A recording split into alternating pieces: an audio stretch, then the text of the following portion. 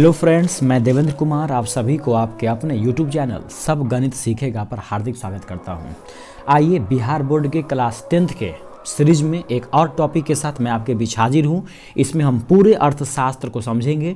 आज तक जितने भी सवाल और एनसीईआरटी में जो भी सवाल अर्थशास्त्र में दिए हुए हैं उस सारे पर डिटेल डिस्कशन करेंगे ऑप्शन के साथ। तो आइए बिना वक्त गंवाए स्टार्ट करते हैं। पहला सवाल दिया हुआ है, निम्नलिखित में से किसको प्राथमिक क्षेत्र कहा जाता है। निम्नलिखित में से किसको प्राथमिक क्षेत्र कहा जाता है। आपको कितना बार पढ़ाया गया था कि प्राथमिक क्षेत्र बोलते हैं कृषि वाले क्षेत्र को, कृषि क्षेत्र को बोलते हैं प्राथमिक क्षेत्र, उद्योग को बोलते हैं द्वितीयक क्षेत्र और सेवा को बोलते हैं तृतीयक क्षेत्र। कृषि और खेती बाड़ी से जुड़े हुए जो भी चीज़ आते हैं वो सब प्राथमिक क्षेत्र में ही होते हैं, चाहे वो पशुपालन हो, मधुमक्खी पालन हो, मछली पालन हो, वन हो, कुछ भी हो। कृषि से जुड़ा हुआ जो भी क्षेत्र होगा उसको हम प्राथमिक क्षेत्र कहेंगे। उम्मीद करते हैं ये बात आपको समझ में आ गया होगा। सवाल नंबर 2 है, निम्नलिखित में से कौन द्वितीयक क्षेत्र में आते हैं। तो मैंने अभी आपको बताया कि जो उद्योग वाले क्षेत्र होते हैं, जो औद्योगिक क्षेत्र हैं, औद्योगिक क्षेत्र आते हैं द्वितीयक क्षेत्र में। औद्योगिक क्षेत्र किस में आते हैं? द्वितीयक क्षेत्र में आते हैं। देखिए, कृषि वाले क्षेत्र आते हैं प्राथमिक क्षेत्र में, उद्योग वाले आते हैं द्वितीयक क्षेत्र में, और सेवा क्षेत्र जैसे बैंकिंग है, LIC है, पोस्ट ऑफिस है, ट्यूशन संस्थान है, हॉस्पिटल्स है, ये सारे किस में आते हैं? सेवा क्षेत्र में आते हैं। तो सवाल नंबर 2 का जो सही आंसर हो जाएगा वो हो जाएगा आपको क्या? औद्योगिक क्षेत्र हो जाएगा। आइए अगला देखते हैं, सवाल नंबर 3, इनमें से कौन से देश में मिश्रित अर्थव्यवस्था है। आप जानते हैं भारत में क्या है, भारत में जो भी मतलब विकसित देश होते हैं उसको छोड़ के जो विकासशील देश होते हैं, जहां सरकार के पास बहुत ज़्यादा पैसे नहीं होती हैं, तो वहां पे कुछ प्राइवेट लोग यानी जो निजी लोग होते हैं वो सरकार के साथ मिल करके देश को चलाते हैं। तो हमारा जो देश है ना भारत, हमारा देश जो भारत है उसमें क्या है? भारत के अंदर मिश्रित अर्थव्यवस्था है। भारत में क्या है? भारत के अंदर क्या है? मिश्रित अर्थव्यवस्था है। तो बोलेगा किस देश में मिश्रित अर्थव्यवस्था है, तो वो भारत के अंदर। मिश्रित अर्थव्यवस्था का मतलब हुआ निजी और सरकारी दोनों क्षेत्रों का सह अस्तित्व होगा, यानी कोई भी उद्योग, बड़े बड़े उद्योग निजी क्षेत्र और सरकारी क्षेत्र दोनों को मिला के चलेंगे। आइए आगे चलते हैं, अगला सवाल देखते हैं। सॉरी, इसमें कुछ और इधर होगा। सवाल नंबर 4 है, भारत में योजना आयोग का गठन कब किया गया था। कितना बार आपको बताया गया था कि योजना आयोग का गठन जो है वो 15 मार्च 1950 को किया गया था। योजना आयोग का गठन कब किया गया था? 15 मार्च 1950 ईस्वी को किया गया था। और आपको ये भी पता होगा कि 15 मार्च को हम लोग बनाते हैं उपभोक्ता अधिकार दिवस। आपको पता होगा कि उपभोक्ता अधिकार दिवस 15 मार्च को ही मनाते हैं। तो योजना आयोग का गठन हुआ था 15 मार्च 1950 ईस्वी को। सवाल नंबर 5 है, किस देश का राष्ट्रीय आय अधिक होता है, या जिस देश का राष्ट्रीय आय अधिक होता है उस देश को क्या बोलते हैं। आप सभी को पता होगा कि जिस देश का राष्ट्रीय आय ज़्यादा होगा वो देश क्या कहलाएंगे? विकसित देश कहलाएंगे। जबकि हमारा भारत जो है वो क्या है? विकासशील देश है, क्योंकि हमारे देश की राष्ट्रीय आय जो है वो सबसे ज़्यादा नहीं है। और आपको ये भी बताए थे कि प्रति व्यक्ति आय जो है वो क्या होता है? तो पूरे राष्ट्र का आय बट्टा देश की कुल जनसंख्या। प्रति व्यक्ति आय होता है राष्ट्रीय आय बट्टे देश की कुल जनसंख्या। सवाल नंबर 6 है, इनमें से किसे पिछड़ा राज्य कहा जाता है। आप सभी को बताया गया था कि जो भी बीमारू राज्य है उन सभी को हम पिछड़ा राज्य बोलते हैं। बीमारू राज्य में जो आते हैं, चाहे बिहार हो, मध्य प्रदेश हो, राजस्थान हो, उत्तर प्रदेश हो, उड़ीसा हो, ये सब के सब राज्य क्या हैं? बीमारू राज्य में ही आते हैं। आपको बताया गया था कि जो भी है ना बीमारू राज्य, जो भी बीमारू राज्य है वो सारे राज्य में, ये इसमें 4-5 राज्य आते हैं, ये सब के सब क्या है? पिछड़े राज्य हैं। तो इसका जो सवाल नंबर 6 है उसका सही आंसर हो जाएगा बिहार। अगला है, पशुपालन एवं मत्स्य पालन किस क्षेत्र में आते हैं। अभी आपको बताए थे सवाल नंबर 1 में कि चाहे पशुपालन हो या मत्स्य पालन हो, ये सब के सब किस में आते हैं? तो चाहे पशुपालन हो या मत्स्य पालन हो वो सब आते हैं प्राथमिक क्षेत्र में। किस में आते हैं? प्राथमिक क्षेत्र में। कृषि से जुड़े हुए कोई भी चीज़ हो, चाहे पशुपालन हो, मत्स्य पालन हो, मछली पालन हो, मधुमक्खी पालन हो, वन हो, ये सब कृषि वाले कोई भी चीज़ किस में आ जाएंगे? प्राथमिक क्षेत्र में आ जाएंगे। सेवा आ जाएगा तृतीय क्षेत्र में और उद्योग आ जाएगा द्वितीय क्षेत्र में। आइए अगला देखते हैं, सवाल नंबर 8। सवाल नंबर 8 है, किस क्षेत्र को तृतीय क्षेत्र कहा जाता है। अभी आपको बताए थे कि जो सेवा क्षेत्र होते हैं उसी सेवा क्षेत्र को क्या बोलते हैं? तृतीय क्षेत्र कहा जाता है, जिसमें जैसे बैंकिंग हो गया, हॉस्पिटल हुआ, LIC हुआ, ट्यूशन संस्थान हुआ, बैंक वगैरह हुआ। आगे आर्थिक क्रियाकलापों के कितने प्रकार होते हैं? आर्थिक क्रियाकलापों के कितने प्रकार होते हैं? तो इसका सही आंसर हो जाएगा बी बोले तो 4। आर्थिक क्रियाकलापों के कितने प्रकार होते हैं? तो आर्थिक क्रियाकलापों के 4 प्रकार होते हैं। आर्थिक क्रियाकलापों के कितने प्रकार होते हैं? तो आर्थिक क्रियाकलापों के 4 प्रकार होते हैं। अगला सवाल लिखा हुआ है, अर्थव्यवस्था के कुल कितने प्रकार हैं? अर्थव्यवस्था के कुल कितने प्रकार हैं? तो इसका सही आंसर हो जाएगा 3। अर्थव्यवस्था के कुल 3 प्रकार होते हैं। इस सवाल सबको आप अच्छे से रिवाइज कीजिए ताकि आपका एग्जाम अच्छा जाए। तो उम्मीद करते हैं आपको ये वीडियो अच्छा लग रहा होगा। अगर सच में आपको अच्छा लग रहा है तो हमारे चैनल को लाइक, शेयर और सब्सक्राइब कर सकते हैं ताकि नए नए वीडियो हम आपके लिए लाते रहें। चलिए आगे चलते हैं। तो इसका 10 का आंसर हो जाएगा, अर्थव्यवस्था के कुल कितने प्रकार हैं? 3 प्रकार होते हैं। उससे ऊपर था आर्थिक क्रियाकलापों को कितने भागों में बांटा गया है? तो 4 भागों में बांटा गया है। आगे भारत में वित्तीय वर्ष कहा जाता है। कितना बार आपको बताया गया था कि भारत में जो वित्तीय वर्ष है वो 1 अप्रैल से 31 मार्च तक होता है। भारत का जो वित्तीय वर्ष है वो 1 अप्रैल से 31 मार्च तक होता है। आइए आगे चलते हैं। किसने कहा था बिहार के विकास के बिना? किसने कहा था बिहार के विकास के बिना भारत का विकास संभव नहीं है? ये कहा था missile man APJ Abdul Kalam ने। डॉक्टर एपीजे अब्दुल कलाम का कहना था कि बिहार के विकास के बिना बिहार के विकास के बिना भारत का विकास नहीं होगा। शेयर बाजार की नियामक संस्था कौन है? शेयर बाजार को कंट्रोल कौन करता है? अब सभी को पता होगा कि शेयर बाजार को करता है कंट्रोल कौन? सेबी। सेबी माने security exchange board of India. तो शेयर बाजार को कंट्रोल करता है कौन? सेबी करता है, यानी कि सेबी के कंट्रोल में आता है शेयर बाजार। आपको यही बताया गया था कि जो सिडबी दिया, सिडबी जो है, सिडबी का मुख्यालय कहाँ था? लखनऊ में था। सिडबी का मुख्यालय कहाँ था? लखनऊ में। और सिडबी का स्थापना हुआ था कब? 1990 ईस्वी में। जबकि सेबी का जो स्थापना है वो 1988 में हुआ था, लेकिन इसका जो एक्ट आया था वो आया था 1992 में। देखिए ध्यान से, जो सेबी है इसका स्थापना जो हुआ था, सेबी का स्थापना हुआ था कब? 1988 में। लेकिन इसका जो एक्ट आया था ना, एक्ट, वो आया था 1992 में। कब आया था? 1992 में। चलिए आगे चलते हैं। तो बिहार की आय में सर्वाधिक योगदान किसका है? बिहार की आय में सर्वाधिक योगदान किसका है? आपने पढ़ा होगा कि बिहार की 80% लोग अपने जीवन यापन के लिए किस पर निर्भर है? कृषि पर। तो बिहार की आय में सर्वाधिक योगदान जो है किसका है? कृषि का है, क्योंकि 60% क्षेत्रों पर खेती बाड़ी होती है और 80% लोग जीवन यापन करते हैं खेती से ही। अगला है, आर्थिक विकास के मापन के लिए सबसे उपयुक्त सूचकांक कौन है? आर्थिक विकास कैसे नापते हैं आप? तो आर्थिक विकास के मापन के, किसी भी राज्य का या देश का आर्थिक विकास हो रहा है कि नहीं हो रहा है, ये हमको पता चलेगा प्रति व्यक्ति आय से। कैसे मालूम पड़ेगा? प्रति व्यक्ति आय। और प्रति व्यक्ति आय क्या होता है? राष्ट्र की आय, यानी जो देश है ना, देश की आय अब बट्टी हो जाएगा देश की कुल जनसंख्या। क्या हो जाएगा? देश की आय बट्टा देश की कुल जनसंख्या हो जाएगा। चलिए आगे चलते हैं। अगला है, भारत में राष्ट्रीय आय का आकलन सर्वप्रथम कब हुआ था?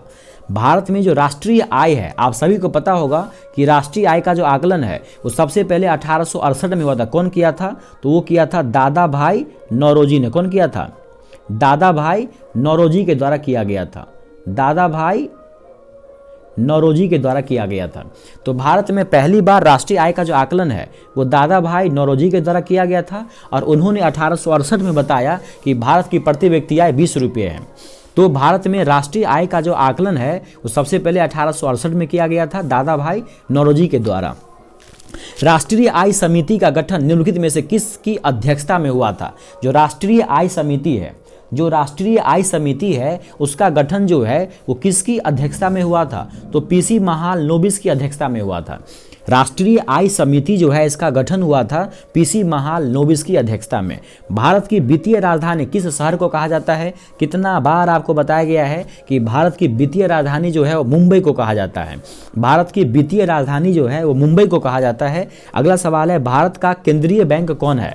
भारत का केंद्रीय बैंक कौन है? तो आप जानते हैं रिजर्व बैंक ऑफ इंडिया जो है, रिजर्व बैंक ऑफ इंडिया जो है वो भारत का क्या है? केंद्रीय बैंक है। और आरबीआई का स्थापना जो है कब हुआ था? 1935 में हुआ था। 1934 ईस्वी के यंग हिल्टन समिति की अध्यक्षता पर इसका मुख्यालय मुंबई में है। आमतौर पर बैंकों का मुख्यालय मुंबई में ही है। आगे है गरीबी के दुष्चक्र की धारणा को किसने बतलाया था? गरीबी के दुष्चक्र की धारणा जो है उसको बताया था रेगनर, किसने? मार्क्स ने। कितना बार क्लास में आपको बताया गया है कि गरीबी के जो दुष्चक्र है उसकी धारणा को दिया था रेगनर मार्क्स ने।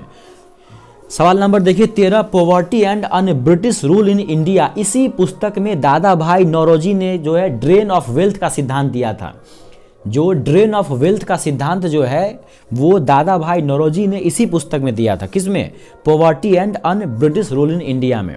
तो आपको याद रखना है कि poverty and un British rule in India के लेखक है दादा भाई नौरोजी। राष्ट्रीय आय का क्या अर्थ होता है? अगला सवाल है कि राष्ट्रीय आय का क्या अर्थ होता है? तो राष्ट्रीय आय का सिंपल अर्थ है, इसमें समझना क्या है। राष्ट्रीय आय का होता है उत्पादन के साधनों की आय। आपके देश में कितना उत्पादन हुआ है उसका क्या पूरा मूल्य है, वही उसी को बोलते हैं हम लोग राष्ट्र की आय। तो राष्ट्रीय आय का मतलब होता है क्या? राष्ट्र की आय का मतलब होता है कि आपके देश के अंदर, आपके देश के सीमाओं के अंदर कितना उत्पादन हुआ है, उसका क्या मूल्य है। आगे लिखा है सवाल नंबर 15। सवाल नंबर 15 लिखा हुआ है क्या? कार्यों के बदलने में जो पारिश्रमिक मिलता है, कार्यों के बदलने में जो पारिश्रमिक मिलता है उसे क्या कहते हैं? जो कार्य को आप बदलते हो, कार्यों के, देखिए यहाँ पे थोड़ा गलती दे दिया है, कार्यों के बदले में, यहाँ पे हो जाएगा कार्यों के बदले में, जो काम करते हैं आप उसके बदले में जो आपको मेहनताना मिलता है, काम करने के बदले जो कुछ आना मिलता है उसको आप क्या बोलते हो? उसको आप आय बोलते हो। क्या बोलते हो उसको आप? उसको आप राष्ट्रीय आय बोलते हो, सॉरी आय बोलते हो। यानी काम के बदले में जो आपको पारिश्रमिक मिलता है उसको आप आय बोलते हो। राष्ट्रीय गणना का आयाम नहीं है। राष्ट्रीय गणना का आयाम कौन सा नहीं है? तो राष्ट्रीय आय की गणना जो है उसमें हम लोग मौद्रिक उत्पादन को शामिल नहीं करते हैं, बाकी सकल घरेलू उत्पाद शामिल करते हैं, सकल राष्ट्रीय उत्पाद भी शामिल करते हैं, और शुद्ध यानी एनएनपी, जीएनपी, जीडीपी ये सब शामिल करते हैं। जीडीपी हुआ, जीएनपी हुआ, और क्या है तीसरा है आपको क्या? एनएनपी हो गया। ये सब शामिल करते हैं, लेकिन मौद्रिक उत्पादन को शामिल नहीं किया जाता है। प्रत्यक्ष कर के अंतर्गत निम्न में से किसे शामिल किया जाता है? प्रत्यक्ष कर के अंतर्गत, प्रत्यक्ष कर का मतलब हुआ ऐसा कर जिसका भुगतान वही करेगा जिस पर एक कर लादा गया हो।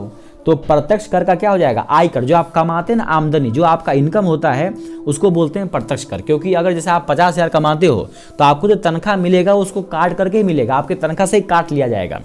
तो प्रत्यक्ष कर का उदाहरण हो जाएगा आयकर। आयकर एक कैसा कर है? आयकर एक प्रत्यक्ष कर का उदाहरण है। आयकर कैसा है? प्रत्यक्ष कर का उदाहरण है। आयकर क्या है? प्रत्यक्ष कर का उदाहरण है। अगला कौन है? अगला ये, अगला देखिए लिखा हुआ है, अगला लिखा हुआ है वर्ष भर में किसी देश में अर्जित आय की कुल मात्रा को क्या कहते हैं? पूरे एक साल में, पूरे एक साल में उसको क्या बोलेंगे आप? उसको बोल देंगे आप क्या? उसको बोलेंगे राष्ट्रीय आय। पूरे एक वर्ष में किसी भी देश में अर्जित जो भी आमदनी होगा उसकी कुल मात्रा को क्या बोलेंगे? राष्ट्रीय आय बोलेंगे। क्या बोलना पड़ेगा? राष्ट्रीय आय। 2008-9 के अनुसार भारत की औसत प्रति व्यक्ति आय कितनी थी? 2008-9 के अनुसार, 2008-9 के अनुसार भारत की औसत प्रति व्यक्ति आय कितनी थी? तो 25,494 था। कितना था? 25,494। आइए आगे देखते हैं। भारत में किस राज्य का प्रति व्यक्ति आय सबसे ज़्यादा है? तो भारत में प्रति व्यक्ति आय सबसे बेसी किसका है? गोवा का है। और सबसे कम किसका है? तो बिहार का क्या है? सबसे कम। क्या है? सबसे कम है। बिहार का क्या है? सबसे कम। और गोवा का क्या है? सबसे ज़्यादा है। तो भारत में प्रति व्यक्ति आय सबसे बेसी गोवा का है। बिहार के किस जिले का प्रति व्यक्ति आय सबसे बेसी है? तो बिहार के किस जिले का प्रति व्यक्ति आय सबसे ज़्यादा होगा? तो आप जानते हैं बिहार के किस जिले का प्रति व्यक्ति आय सबसे ज़्यादा हो सकता है? तो वो हो जाएगा आपको पटना। किसका हो जाएगा? पटना। पटना का प्रति व्यक्ति आय सबसे ज़्यादा है। उत्पादन एवं आय गणना विधि आर्थिक दृष्टिकोण से है क्या? कहता है उत्पादन एवं आय गणना विधि जो है, उत्पादन एवं आय गणना विधि जो है वो सहज भी है, व्यवहारिक भी है, और क्या है? वैज्ञानिक भी है। यानी ये क्या है? सहज भी है, वैज्ञानिक भी है, व्यवहारिक भी है। इसीलिए इसका सही आंसर हो जाएगा क्या? ये सभी हो जाएंगे। उत्पादन एवं आय गणना विधि जो है वो आर्थिक दृष्टिकोण से सभी है। आगे लिखा हुआ है भारत में राष्ट्रीय आय के आकलन के लिए कौन उत्तरदायी है। तो भारत में राष्ट्रीय आय का आकलन कौन करता है। तो भारत में राष्ट्रीय आय का जो आकलन है वो कौन करता है, वो करता है आपको केंद्रीय सांख्यिकी संगठन। कौन करता है, CSO। भारत में राष्ट्रीय आय का जो आकलन है वो CSO करता है और इसका गठन हुआ था कब, 1900। केंद्रीय सांख्यिकी संगठन CSO का गठन कब हुआ था, ये हुआ था 1951 ईस्वी में। CSO का गठन जो है वो 1951 ईस्वी में हुआ था। आगे लिखा हुआ है और यहाँ देखिए एक लिखा है राष्ट्रीय विकास परिषद, क्या हो जाएगा, 1952 में हो जाएगा, क्या हो जाएगा, 1952 में हो जाएगा, 6 अगस्त 1952, क्या हो जाएगा इसका, 1952 में हो जाएगा। तो आगे देखिए और रिजर्व बैंक ऑफ इंडिया हो जाएगा 1935 में। देखिए योजना आयोग कितना हो जाएगा, 1950 हो जाएगा, और रिजर्व बैंक ऑफ इंडिया 1935 हो जाएगा, और CSO का हो जाएगा 1951 हो जाएगा, 1951 हो जाएगा। आगे है बिहार में सर्वाधिक न्यूनतम प्रति व्यक्ति आय वाला राज्य कौन है। बिहार में सर्वाधिक न्यूनतम प्रति व्यक्ति आय वाला राज्य कौन है, तो ये हो जाएगा आपको शिवहर। बिहार में सर्वाधिक न्यूनतम, सबसे कम न्यूनतम प्रति व्यक्ति आय जो है किसका है, शिवहर का है। तो उम्मीद करते हैं ये बात आपको समझ में आ रहा होगा।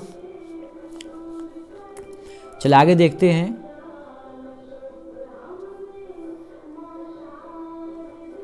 हमारे देश के किस मुद्रा को वैधानिक मान्यता प्राप्त है। हमारे देश में किस मुद्रा को वैधानिक मुद्रा प्राप्त है, बताइए किस मुद्रा को वैधानिक मुद्रा प्राप्त है। जो पत्र मुद्रा है, पत्र, हमारे देश के किस मुद्रा को वैधानिक क्या कहते हैं, वैधानिक मान्यता प्राप्त है। तो जो पत्र मुद्रा है ना, पत्र कागज वाले पत्र मुद्रा जो है उसको जो है वो वैधानिक,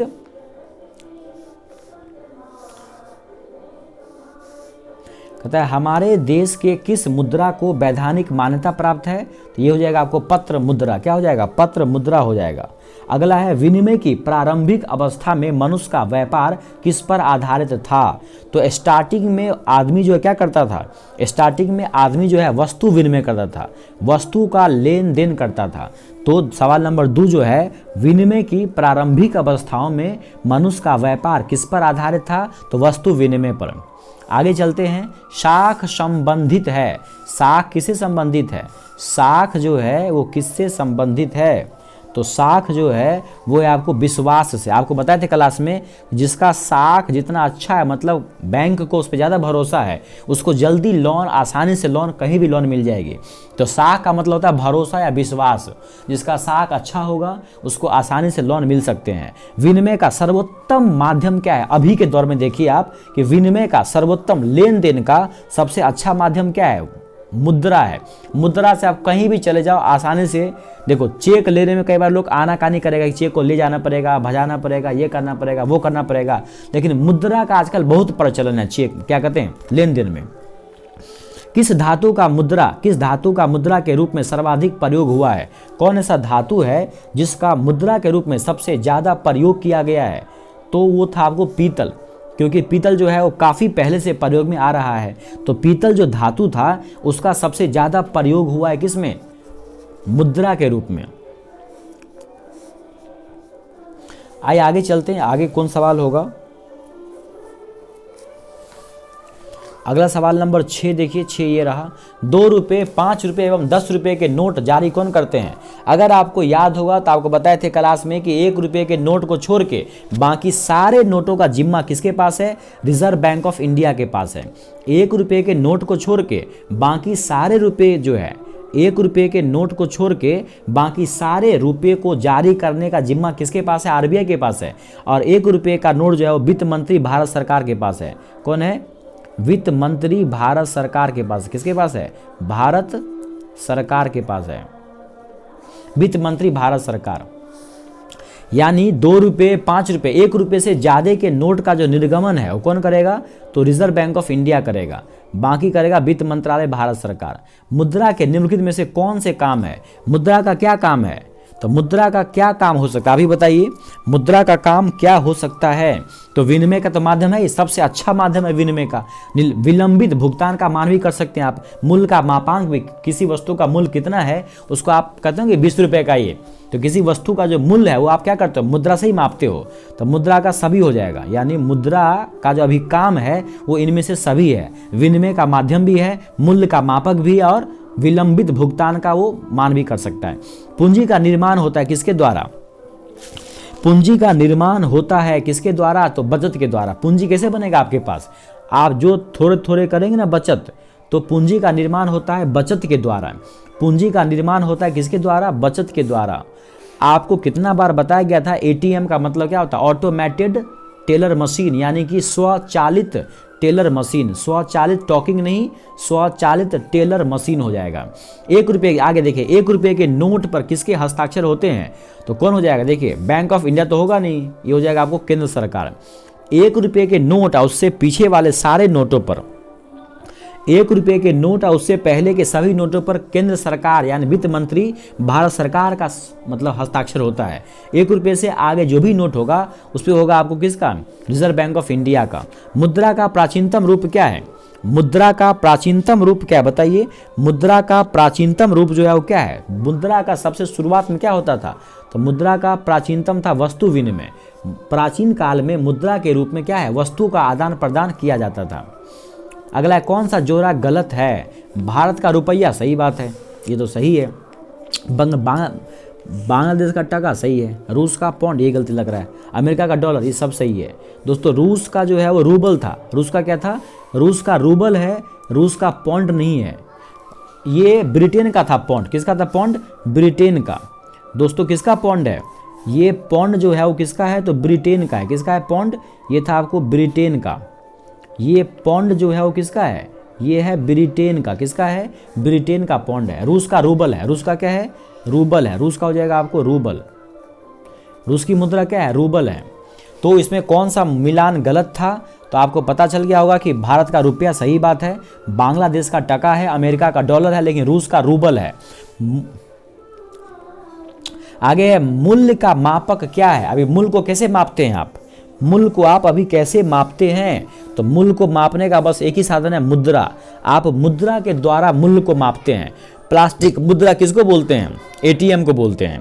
प्लास्टिक मुद्रा आप किसको बोलते हैं, तो प्लास्टिक मुद्रा जो है आप एटीएम को बोलते हो, ऑटोमेटेड टेलर मशीन। साख में कौन से आधार आते हैं, तो साख में आपका विश्वास आता है, चरित्र आता है, चुकाने की क्षमता, इनमें से सभी हो जाएगा।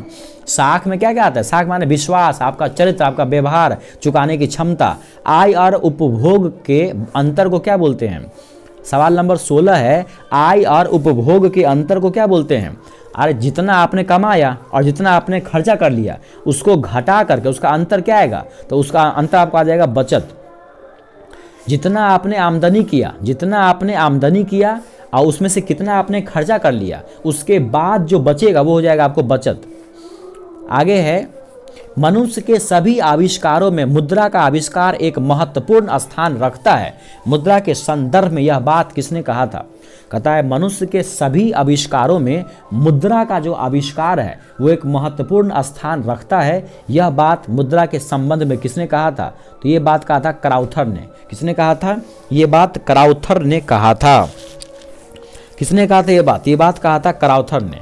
आइए अगला देखते हैं। अगला सवाल है दोस्तों, ये भारत की वित्तीय राजधानी किस शहर को माना जाता है। कितना बार बोला गया कि भारत की वित्तीय राजधानी मुंबई है। देखिए व्यावसायिक बैंकों का राष्ट्रीयकरण कब किया गया था, कितना बार बताया गया था आपको कि व्यावसायिक बैंकों का राष्ट्रीयकरण 1969 में किया गया था। और कितना था, तो 14 बड़े व्यावसायिक बैंकों का राष्ट्रीयकरण किया गया था, जिसमें एसबीआई शामिल नहीं था। दीर्घकालीन ऋण याद कीजिए, दीर्घकालीन ऋण कौन देता है, भूमि विकास बैंक। दीर्घकालीन ऋण कौन देता है, भूमि विकास बैंक देता है। दीर्घकालीन ऋण कौन देता है, भूमि विकास बैंक देता है। आइए आगे आते हैं सवाल नंबर 4 में, सहकारिता प्रांतीय सरकारों का हस्तांतरित विषय कब बना। सहकारिता जो है वो प्रांतीय का, सहकारिता जो है वो प्रांतीय का हस्तांतरित विषय कब बन गया, हो जाएगा आपको 1919 में। कितना बार आपको पढ़ाया गया था, सहकारिता जो है वो प्रांतीय सरकारों का हस्तांतरित विषय कब बन गया? तो 1919 में, 1919 में बन गया। भारत का केंद्रीय बैंक कौन सा है? घोर घोर के पिलाए थे आपको। केंद्रीय बैंक है आपको reserve bank of India. Bharat का केंद्रीय बैंक है रिजर्व बैंक ऑफ इंडिया और इसका स्थापना हुआ था 1935 ईस्वी में। मुख्यालय कहाँ है? मुंबई में है। यंग हिल्टन कमेटी की सिफारिश पर हुआ था ये। अगला सवाल है, इनमें से कौन संस्थाएं वित्त का साधन है? इनमें से कौन सी संस्थाएं हैं जो वित्त का साधन है? देखिए वैसे है तो सभी, लेकिन इसमें जो सरकारी है वो कौन हो जाएगा? व्यवसायिक बैंक हो जाएगा। कौन हो जाएगा? व्यवसायिक बैंक हो जाएगा। इनमें से कौन वित्त के साधन, तो क्या हो जाएगा? व्यवसायिक बैंक हो जाएगा। इनमें से कौन सी संस्था है जो वित्त का साधन है? तो व्यवसायिक बैंक हो जाएगा। अगला सवाल है सवाल नंबर 7, गैर संस्थागत वित्त प्रदान करने वाली सबसे लोकप्रिय साधन कौन सी है? गैर संस्थागत जो है, गैर संस्थागत कौन है? महाजन। गैर संस्थागत वित्त प्रदान करने वाली सबसे लोकप्रिय साधन हो जाएगा आपको महाजन। रिजर्व बैंक ऑफ इंडिया का स्थापना कब हुआ था? सवाल नंबर अगला है, रिजर्व बैंक ऑफ इंडिया का स्थापना हुआ था 1935 में। रिजर्व बैंक ऑफ इंडिया का स्थापना कब हुआ था? 1935 में हुआ था। रिजर्व बैंक ऑफ इंडिया का स्थापना हुआ था 1935 में। भारत में सहकारिता का शुरुआत कब हुआ? बताओ फटाफट। भारत में सहकारिता का शुरुआत हुआ था 1904 ईस्वी में। भारत में सहकारिता का शुरुआत हुआ था 1904 ईस्वी में। कब हुआ था? 1904 में। नाबार्ड का स्थापना कितना बार बताएं, बता के थक गए। नाबार्ड का स्थापना हुआ था 12 जुलाई 1982 ईस्वी को, छठी पंचवर्षीय योजना में। सहकारिता के संदर्भ में मैकलेगन समिति नियुक्त की गई थी। सहकारिता के संबंध में मैकलेगन समिति कब नियुक्त की गई थी? तो मैकलेगन समिति जो है 1914 में नियुक्त की गई थी। सहकारिता के संदर्भ में जो मैकलेगन समिति है वो 1914 में नियुक्त किया गया था। अगला है, ग्रामीण क्षेत्र में सूक्ष्म वित्त योजना के क्रियान्वयन हेतु स्वयं सहायता समूह में कितने व्यक्ति होते हैं? आपको पता है, बताए थे कि 15 से 20 आदमी होते हैं। स्वयं सहायता समूह में कितने लोग होते हैं? तो स्वयं सहायता समूह में 15 से 20 आदमी होते हैं। ग्रामीण क्षेत्र में जो सूक्ष्म वित्त, छोटे छोटे वित्त योजना को क्रियान्वयन करने हेतु जो स्वयं सहायता समूह बनते महिलाओं का, उसमें 15 से 20 लोग होते हैं। राज्य में कार्यरत केंद्रीय सहकारी बैंकों की संख्या कितनी है? राज्य में कार्यरत केंद्रीय सहकारी बैंकों की संख्या कितनी है? इसका सही आंसर हो जाएगा 25। राज्य में कार्यरत केंद्रीय सहकारी बैंकों की संख्या जो है वो 25 है। देश में अभी कार्यरत क्षेत्रीय ग्रामीण बैंकों की संख्या कितनी है? तो क्षेत्रीय ग्रामीण बैंकों की जो संख्या है वो कितना हो जाएगा? 196 हो जाएगा। क्षेत्रीय ग्रामीण बैंकों की संख्या हो जाएगा 196। आपको बताए थे कि 1975 में इसका स्थापना हुआ था। क्षेत्रीय ग्रामीण बैंकों का स्थापना हुआ था 1975 में। आगे, राष्ट्रीय वित्तीय संस्थाओं के प्रमुख अंग कौन कौन से हैं? तो राष्ट्रीय वित्तीय संस्था जो है उसके प्रमुख अंग कौन है? तो भारतीय मुद्रा बाजार भी है और भारतीय पूंजी बाजार भी है। तो इसका सही आंसर हो जाएगा ए और बी दोनों, यानी भारतीय मुद्रा बाजार और भारतीय पूंजी बाजार। भूमि विकास बैंक किस प्रकार का ऋण प्रदान करती है? अभी फिर सवाल रिपीट हो गया। भूमि विकास बैंक जो है, भूमि पर करना ना विकास, आपको दीर्घकालीन ऋण। भूमि विकास बैंक जो है वो दीर्घकालीन ऋण प्रदान करती है। भूमि विकास बैंक दीर्घकालीन ऋण प्रदान करती है। अगला सवाल है, आर्थिक विकास का तीसरा क्षेत्र क्या है? आर्थिक विकास का तीसरा क्षेत्र क्या है? आपको कितना बार बताया गया कि तृतीय क्षेत्र जो है वो कौन हो जाएंगे? सेवा क्षेत्र हो जाएंगे। लेकिन यहाँ पर जो है सेवा क्षेत्र तो दिया ही नहीं है। हाँ, दिया हुआ है यहाँ डी नंबर में। तो आपको ध्यान रखना है, क्या ध्यान ये रखना है कि आर्थिक विकास का जो तीसरा क्षेत्र, देखिए प्राथमिक क्षेत्र कृषि हो जाएगा, द्वितीय क्षेत्र हो जाएगा आपको क्या? उद्योग, और तृतीय क्षेत्र हो जाएगा सेवा। अगर सवाल नंबर 2 है, मानव पूंजी के प्रमुख घटक कितने हैं? मानव पूंजी के प्रमुख घटक कितने हैं? तो मानव पूंजी के प्रमुख घटक 5 है। मानव के 5 उंगली है, 5 हो जाएगा घटक भी। तो मानव पूंजी के 5 घटक होते हैं। कौन बीमारू राज्य नहीं है? याद कीजिए, बताए थे कि कर्नाटक लगा देना, सही आंसर हो जाएगा। बीमारू राज्य कौन सा नहीं है? बीमारू राज्य का मतलब क्या हुआ? BIMARU। BI से हो गया बिहार, एम से हो गया मध्य प्रदेश, एम से हो जाएगा मध्य प्रदेश, आर से राजस्थान और यू से हो जाएगा उत्तर प्रदेश, और इसमें ओडिशा भी आता है बीमारू राज्य में। तो ये सब के सब बीमारू राज्य हैं, लेकिन कर्नाटक जो है बीमारू राज्य नहीं है। कौन सी सेवा गैर सरकारी सेवा है? गैर सरकारी, जो सरकार उसमें इन्वॉल्व नहीं हो। तो मॉल तो आम आदमी खोलता है ना, मॉल सेवा, तो मॉल सेवा जो है वो गैर सरकारी सेवा है। मॉल सेवा सरकारी सेवा नहीं है, मॉल सेवा जो है वो सरकारी सेवा नहीं है। आइए आगे चलते हैं। अगला सवाल दिया हुआ है, ऊर्जा के मुख्य स्रोत क्या हैं? ऊर्जा के मुख्य स्रोत क्या हैं? आप जानते हैं कोयला, पेट्रोलियम, प्राकृतिक गैस, जल विद्युत, सब। तो यहाँ पर हो जाएगा कोयला। ऊर्जा के जो मुख्य स्रोत है वो कोयला भी है, पेट्रोलियम भी है, जल विद्युत भी है, और ये सभी के सभी हो जाएंगे। आर्थिक विकास का द्वितीयक क्षेत्र क्या है? फिर से आ गया, आर्थिक विकास का जो द्वितीयक क्षेत्र है वो हो जाएगा आपको उद्योग क्षेत्र। क्या हो जाएगा दोस्तों? उद्योग क्षेत्र हो जाएगा। कृषि हो जाएगा प्राथमिक क्षेत्र, सेवा और शिक्षा हो जाएगा तृतीयक क्षेत्र। सवाल नंबर 7 है, इनमें कौन मानव पूंजी के घटक नहीं है? तो मानव पूंजी के घटक कौन इसमें नहीं है? इनमें कौन है जो मानव पूंजी के घटक नहीं है? तो मानव पूंजी का घटक कौन सा नहीं है? देखिए, भोजन तो है, अरे आपने पढ़ा होगा ना कि रोटी, कपड़ा और मकान। रोटी, कपड़ा और जो मकान है, तो भोजन है, आवास है, शिक्षा है। मनोरंजन जो है वो मानव पूंजी के घटक नहीं है। मनोरंजन जो है वो मानव पूंजी के घटक नहीं है। काम के बदले अनाज योजना जो है, काम के बदले जो अनाज योजना दिया गया है वो कब शुरू किया गया? 2004 ईस्वी में। काम के बदले जो अनाज है ना, काम के बदले जो अनाज है ये शुरू किया गया 2004 ईस्वी में। कब शुरू किया गया? 2004 ईस्वी में। काम के बदले जो अनाज है वो कब शुरू किया गया? 2004 में। सेवा क्षेत्र का सकल घरेलू उत्पादन में योगदान कितना है? सेवा क्षेत्र का जो सकल घरेलू उत्पादन में योगदान है वो कितना है? तो ये हो जाएगा आपको 55.1%। सेवा क्षेत्र में आपको पता होगा कि अभी जो भी देश है उसका जो ज़्यादा योगदान होता है जीडीपी में वो सेवा क्षेत्र का ही होता है, सेवा क्षेत्र का।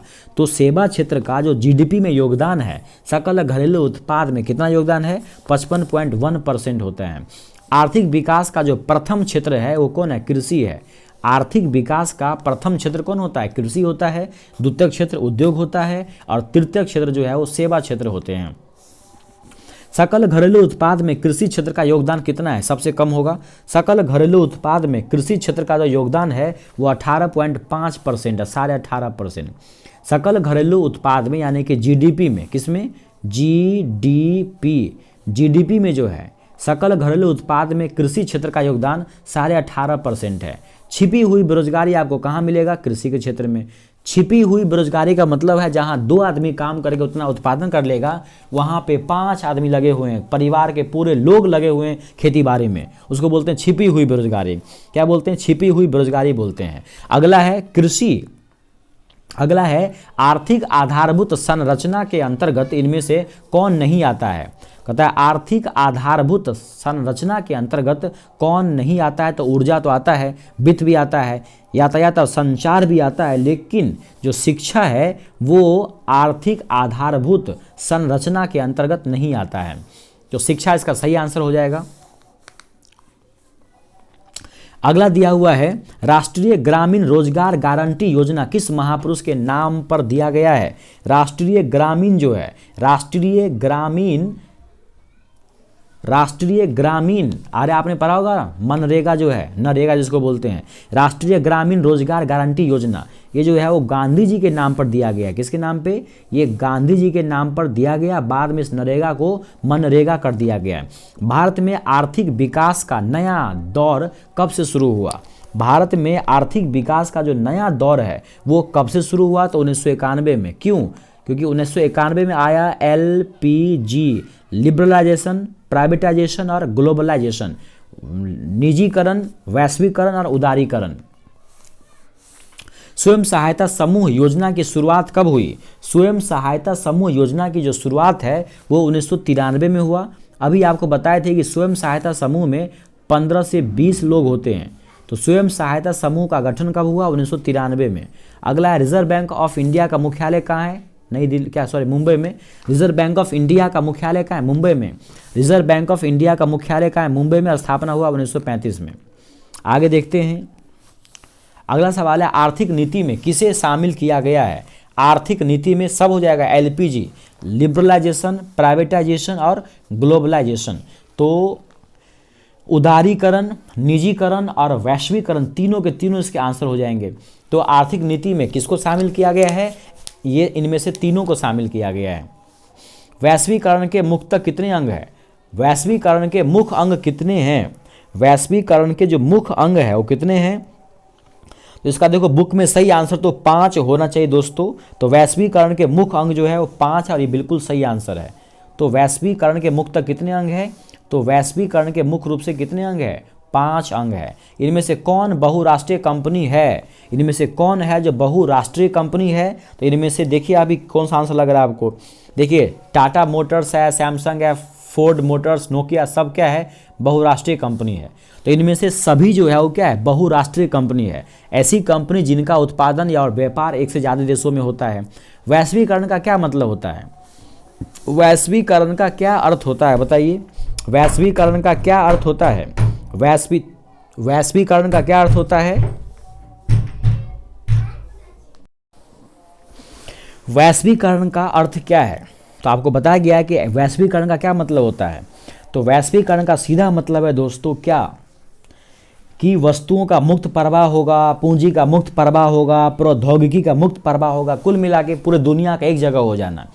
तो इसका जो सही आंसर होगा वो हो जाएगा इनमें से सभी। यानी वैश्वीकरण का क्या अर्थ है, तो वस्तुओं का बिल्कुल बिना किसी रोक टोक के प्रवाह, पूंजी का बिना किसी रोक टोक के प्रवाह, और प्रौद्योगिकी जो टेक्नोलॉजी है उसका भी बिना रोके टोके प्रवाह। विश्व व्यापार संगठन, आप तो सुन सुन के थक गए होंगे इसको। विश्व व्यापार संगठन का स्थापना कब हुआ, WTO 1995 में। कब हुआ, WTO, क्या बोलते हैं इसको, WTO। तो WTO का गठन हुआ कब, 1995 में। ये देखिए एक है WHO, इसका हुआ था 1948 में, लेकिन ये है आपको WHO, WTO है ये। तो विश्व व्यापार का जो संगठन है उसका स्थापना हुआ था 1995 ईस्वी में। कब था, 1995 में। इसका मुख्यालय कहाँ है, जिनेवा में। WTO का मुख्यालय कहाँ है, इसका जो मुख्यालय ना, हेडक्वार्टर कहाँ पे है, जिनेवा में। कहाँ पे, जिनेवा के अंदर है, सॉरी ये जिनेवा के अंदर है। चलिए आगे चलते हैं, आगे हो जाएगा आपको। अगला किधर से है, निम्नलिखित में कौन सी संस्था वैश्वीकरण के विस्तार में सहायक हुई है। निम्नलिखित में से कौन सी संस्था है जो वैश्वीकरण के विकास में सहायक हुई है। तो अंतर्राष्ट्रीय मुद्रा कोष यानी IMF, एक है आपको IMF, और अगला है विश्व व्यापार संगठन WTO, और एक है विश्व बैंक WB। दोस्तों ये सारे के सारे संस्था जो है उसमें काम किया है, यानी इसका सही आंसर हो जाएगा इनमें से सभी। क्या हो जाएगा, इसका सही आंसर हो जाएगा इनमें से सभी। तो इसका देखिए IMF इंटरनेशनल मॉनेटरी फंड हो जाएगा, ये है विश्व व्यापार संगठन, ये है विश्व बैंक। विश्व बैंक का स्थापना हो, देखिए इस दोनों का जो स्थापना है, इस दोनों का जो स्थापना है दोस्तों, ये दोनों का स्थापना हुआ था 1944 ईस्वी का जो था ना ब्रेटन वुड्स सम्मेलन, उसमें हुआ था। और दोनों का मुख्यालय कहाँ है, वाशिंगटन DC के अंदर है। कहाँ है, वाशिंगटन DC के अंदर। तो इसका सही आंसर क्या हो जाएगा, इनमें से सभी। वैश्वीकरण से लाभान्वित होते हैं कौन, वैश्वीकरण से कौन लाभान्वित होते हैं। तो वैश्वीकरण से जो है वो उत्पादक भी लाभान्वित होते हैं और उपभोक्ता भी लाभान्वित होते हैं। मतलब इसका सही आंसर हो जाएगा A और B दोनों। आगे, वैश्वीकरण के फलस्वरूप विभिन्न देशों के बीच वृद्धि हुई है। वैश्वीकरण के फलस्वरूप विभिन्न देशों के बीच किसकी वृद्धि हुई है, आयात में भी वृद्धि हुआ है और निर्यात में भी वृद्धि हुआ है। तो इसका सही आंसर हो जाएगा A और B दोनों। वैश्वीकरण के फलस्वरूप यानी जब LPG आया, जब LPG आया तो उससे क्या हुआ, सबको जो वैश्वीकरण का जो है इसमें सब फायदा हुआ है, आयात का भी और निर्यात का भी।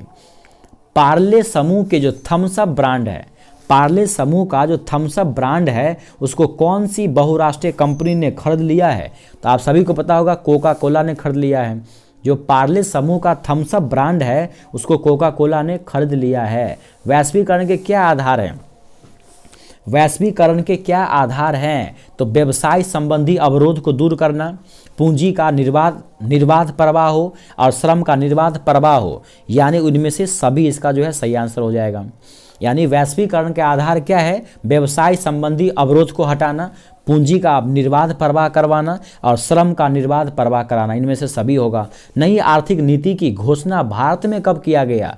तो नई आर्थिक नीति की जो घोषणा है वो भारत में किया गया 1991 में, और इसी 1991 में क्या आया? LPG आया, ठीक है, लिबरलाइजेशन, प्राइवेटाइजेशन और ग्लोबलाइजेशन।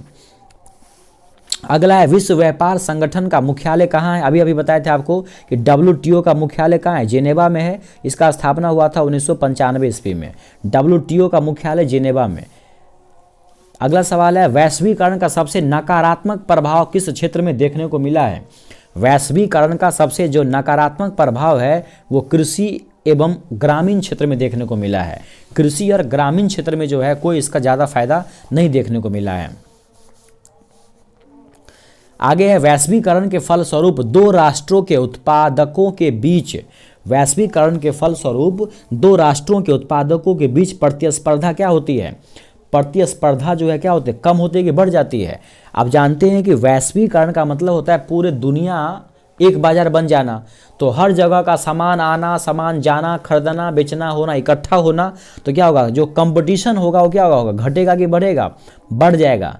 यानी उस बाजार में जो आज तक आप किसी सामान को अकेले बेच रहे थे, उसी सामान को आप कई सारे दुनिया के देश आके बेच रहे हैं, तो आपके बीच क्या हो जाएगा? कंपटीशन बढ़ जाएगा। भूमंडलीकरण को ही कहा जाता है क्या? भूमंडलीकरण को आप क्या कहते हैं? भूमंडलीकरण आपने पढ़ा होगा कि 1990 के दशक में आया था, और उसी भूमंडलीकरण को हम लोग बोलते हैं वैश्वीकरण। पूरे विश्व का एक हो जाना ही होता है भूमंडलीकरण। भारत का सूचना प्रौद्योगिकी केंद्र किसको माना जाता है? सूचना जो प्रौद्योगिकी केंद्र है वो किसको मानते हैं? बंगलुरु को। आप जानते हैं भारत का सिलिकॉन वैली जो है, भारत का सिलिकॉन जो वैली है ना,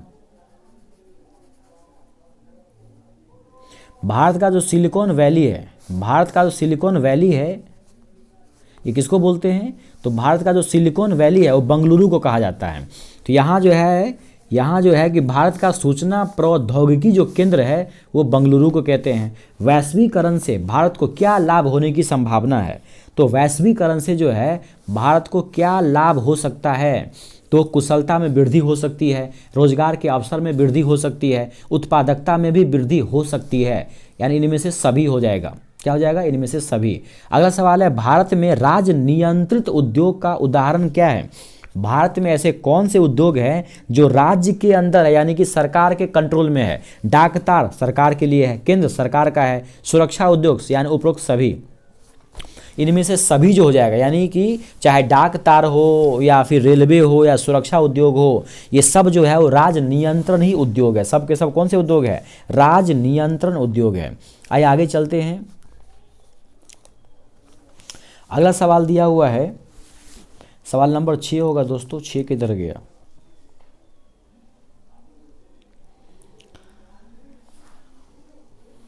ओ सॉरी, ये होगा ये। भारत उपभोक्ता संरक्षण अधिनियम की घोषणा कब हुई? कितना बार आपको बताया गया है कि उपभोक्ता जो संरक्षण है ये अधिनियम 1986 में आया था। भारत उपभोक्ता संरक्षण अधिनियम की घोषणा कब किया गया? 1986 में। और उपभोक्ता अधिकार मनाते हैं 15 मार्च को। कब मनाते हैं? 15 मार्च को मनाते हैं। अगला सवाल दे ही दिया है, उपभोक्ता अधिकार दिवस कब मनाते हैं? उपभोक्ता अधिकार दिवस मनाते हैं 15 मार्च को। कब मनाते हैं? उपभोक्ता अधिकार दिवस मनाते हैं दोस्तों 15 मार्च को। कब मनाते हैं? 15 मार्च को मनाते हैं। उपभोक्ता अधिकार दिवस मनाते हैं 15 मार्च को। 19 अप्रैल को हुआ था चौरी चौरा हत्याकांड। सॉरी, 19 अप्रैल नहीं, 19 अप्रैल को हुआ था, आपको क्या बोलते हैं, रॉलेट एक्ट आया था 19 अप्रैल को। आगे है आपको सूचना का अधिकार किस तरह का अधिकार है? तो सूचना का जो अधिकार है, सूचना का जो अधिकार है दोस्तों, इसका आंसर पहले बात सवाल में गलती दे दिया है वो। सूचना का अधिकार क्या हो जाएगा? सूचना का अधिकार जो है वो किस तरह का अधिकार है? तो सूचना का अधिकार आपको मांगने का अधिकार है, तो संविधान के हिसाब से है वो हो जाएगा वैधानिक अधिकार है। आप जानते हैं 2005 में सूचना का अधिकार कहाँ से? राजस्थान से। तो सूचना का अधिकार जो है उसके लिए जो आंदोलन है वो 2000 मतलब राजस्थान से शुरू हुआ था, और 2005 में एक्ट आया था। सूचना का अधिकार जो है वो 2005 में आया था। सूचना का अधिकार कब आया था? 2005 में आया था। अगला दिया हुआ है अगला है स्वर्ण आभूषणों की परिशुद्धता को सुनिश्चित करने के लिए, स्वर्ण आभूषणों की परिशुद्धता को सुनिश्चित करने के लिए किस मान्यता प्राप्त चिन्ह का प्रयोग किया जाता है।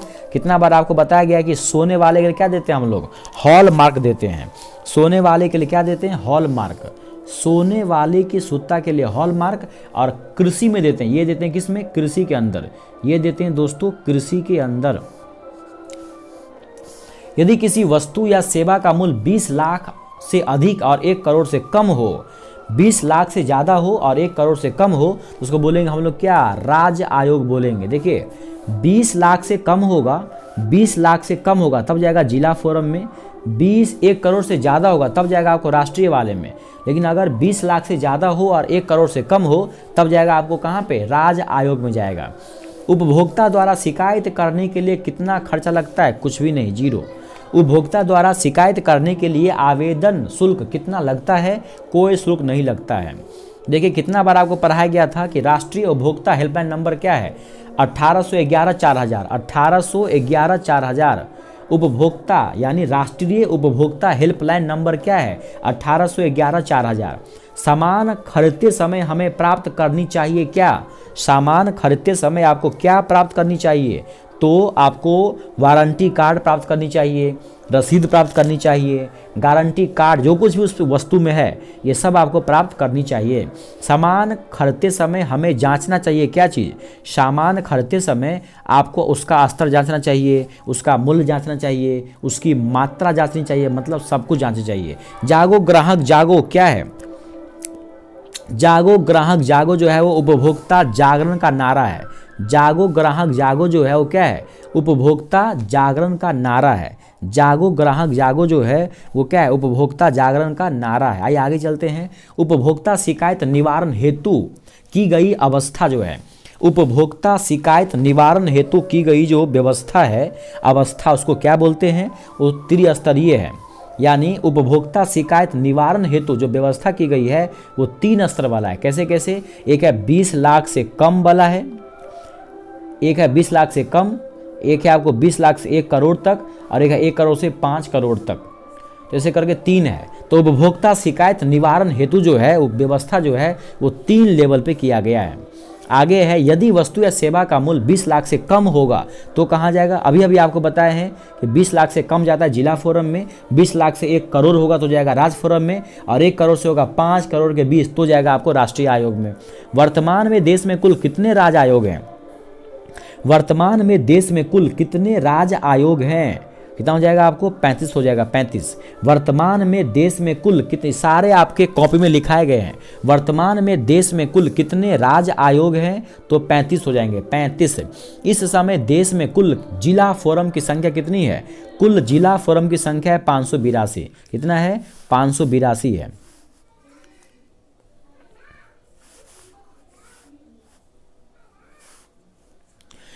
इस समय देश में कुल जिला फोरमों की संख्या कितनी है, तो ये हो जाएगा आपको 582। कितना हो जाएगा, 582 हो जाएगा। राष्ट्रीय मानवाधिकार आयोग की स्थापना कब हुई, राष्ट्रीय मानवाधिकार, कितना बार आपको बताया गया है, राष्ट्रीय मानवाधिकार आयोग की स्थापना जो है 1993 में हुआ। राष्ट्रीय मानवाधिकार आयोग जो है इसकी स्थापना हुई 1993 में। भोज्य पदार्थों की शुद्धता की गारंटी कौन देता है, खाद्य पदार्थों की जो शुद्धता है उसकी गारंटी, खाद्य पदार्थ माने क्या, कृषि से जुड़ी हुई चीज, उसकी देती है शुद्धता कौन, एक मार्क देता है ISI। याद है आपको ISI किसका है, ISI का प्रतीक हमारी रक्षा करती है किसका, तो नकली और गैर मानक उत्पादों का। ISI जो है वो नकली और गैर मानक उत्पाद देता है हमको।